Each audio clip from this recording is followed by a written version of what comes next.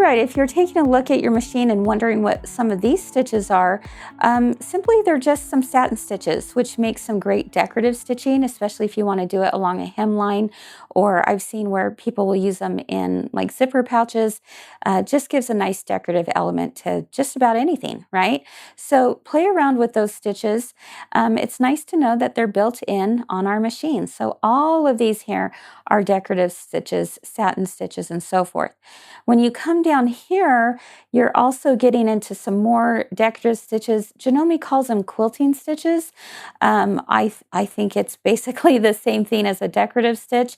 So, you know, again, some different ideas of what you can play around with the look of the stitching. All right, as we go down a little bit further, we have the chance to even do on the 3160, you could even do smocking. And there's a great little lesson in your guidebook on how that's done. Kind of a fun stitch for those of you who want to add that heirloom look to your garments.